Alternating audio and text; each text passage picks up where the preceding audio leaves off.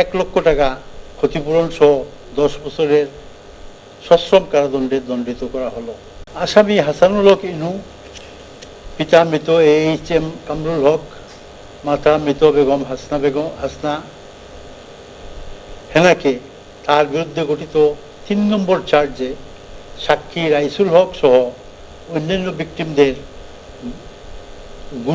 গুরুতর আহত তথা নির্যাতন, টর্চার এবং রাজনৈতিক কারণে নিপীড়ন, পারসিকিউশন অন পলিটিক্যাল গ্রাউন্ডস করার অভিযোগে ইন্টারন্যাশনাল ক্রাইমস ট্রাইব্যুনাল অ্যাক্ট 1973 এর section 3 subsection 2 clause A clause G, section 4 subsection 1, section 4 subsection 2, then section 20 subsection 2 and 20A দ্বারা মতে 10 বছরের সশ্রম কারাদণ্ড এবং 6 নম্বর চার্জে conspiracy, instigation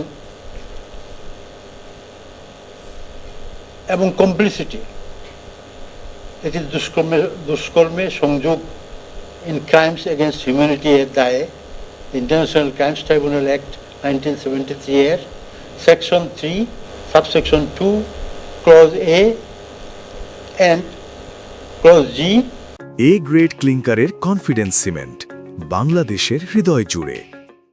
section 4 subsection 1, then section 4 subsection 2, section 20 subsection 2, section 20A ধারা মতে 1 লক্ষ টাকা ক্ষতিপূরণ সহ 10 বছরের সশ্রম কারাদণ্ড এবং 7 নম্বর চার্জে কনস্পিরেসি, ষড়যন্ত্র and agreement to commit crimes against humanity এর দায়ে ইন্টারন্যাশনাল ক্রাইমস ট্রাইব্যুনাল অ্যাক্ট 1973 এর section 3 subsection 2 clause A clause G, section 4 subsection 1, section 4 subsection 2, section 20 subsection 2, section 20A ধারা মতে 1 লক্ষ টাকা ক্ষতিপূরণ সহ 10 বছরের সশ্রম কারাদণ্ডে দণ্ডিত করা হলো।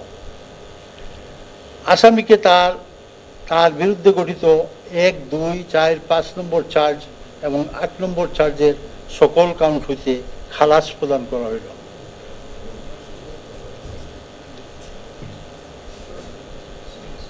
আসামি এর বিরুদ্ধে আরোপিত সকল সাজা যুগপৎ চলিবে। একটা জিনিস আপনাদেরকে একটু ক্লিয়ার করি, আপনারা দেখছেন যে 3টা কাউন্টে সাজা দেওয়া হয়েছে। সাজা দেওয়া হয়েছে 10 বছর করে, তাহলে 3 × 30 হয়, কিন্তু না, এইটা সর্বশেষ যায় বলা হয়েছে যে আসামির সাজাগুলা কনকারেন্টলি চলবে, তার মানে এই 10 বছরই আসলে সাজা হবে, শাস্তি হবে। তো এই আর কি কথা, আসামিদের বিরুদ্ধে আরোপিত সকল সাজা যুগপৎ চলতে থাকবে। This is all about the judgment of today. So that's all.